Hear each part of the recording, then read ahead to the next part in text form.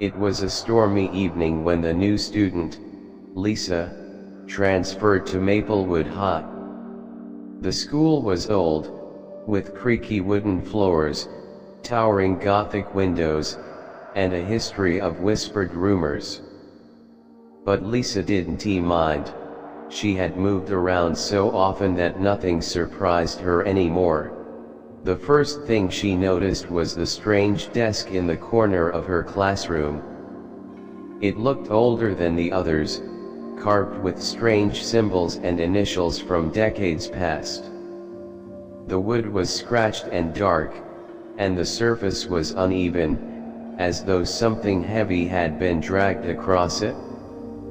No one sat there, and when Lisa asked about it, her classmates exchanged uneasy glances. "That's the whispering desk," said Mia, the girl sitting next to her. "No one uses it?" Lisa raised an eyebrow. "Why not?" Mia hesitated before leaning in. "They say it belonged to a girl named Eleanor, who used to study here decades ago. She was a loner, always writing in her notebooks. One day, she just disappeared. The teachers said she ran away, but students said otherwise." Lisa smirked. "Let me guess, you think she haunts the desk?" Mia nodded earnestly. "People say if you sit there, you'll hear whispers. Like someone else trying to tell you a secret." Lisa dismissed the story as silly superstition. But that night, as she walked past the desk to leave, she felt an odd chill. She paused, peering at the carvings. One mark caught her eye, a spiral that seemed to twist endlessly, pulling her gaze deeper. Shaking her head, she shrugged it off and went home. The next day, Lisa decided to test the legend. She arrived early and sat in the whispering desk. The wood was cold beneath her fingers, and the carvings felt deeper than they looked. As the bell rang, she noticed her classmates staring at her, some whispering nervously. Mia caught her arm as she passed. "Lisa, don't," she pleaded. "It's not worth it." Lisa grinned. "Relax, it's just a desk."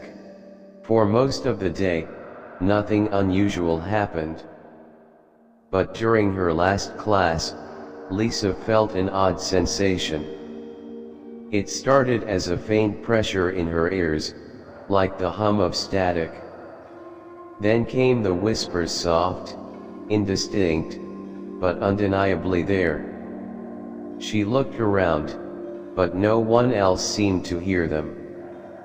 They grew louder, a dozen voices overlapping, murmuring words she couldn't understand. Suddenly, her pencil rolled off the desk. As she bent to pick it up, she saw something carved into the underside of the desk. "Help me!" Her heart raced. When she sat up, the classroom felt darker, colder. The whispers intensified, forming fragmented sentences. "Find me." "The notebook." "Spiral." Lisa bolted up as the bell rang, gathering her things in a hurry. The whispers faded as soon as she left the desk. That night, Lisa couldn't sleep. The words replayed in her mind. She decided to investigate, returning to the school early the next morning. The building was eerily quiet, the hallways dimly lit by the gray morning light. She made her way to the classroom and approached the desk. "Okay, Eleanor," she whispered. "What do you want?" The air grew colder, and the whispers returned, clearer this time. "The notebook." "Find it?" Lisa searched the desk, running her hands over its surface. Her fingers brushed against a hidden compartment.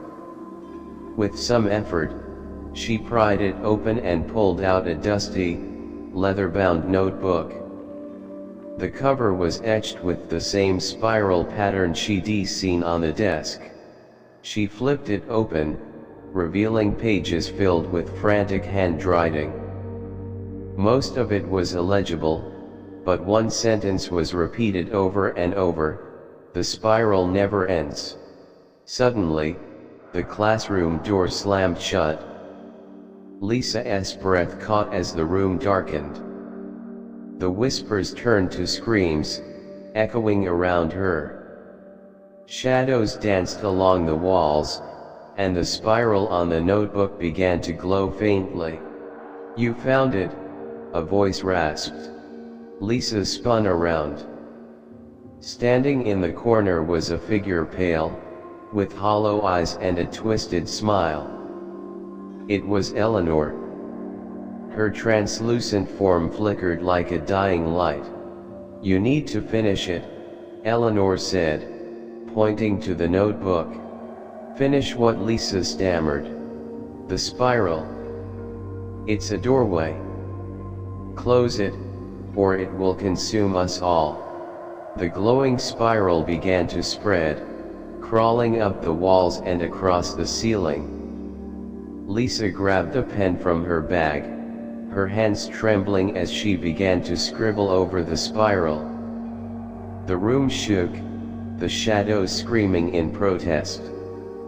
With a final stroke, the spiral vanished, and the room went silent. When Lisa looked up, Eleanor was gone. The desk, too, looked different. The carvings faded, the wood smooth. Lisa stumbled out of the classroom as the morning bell rang, her classmates none the wiser.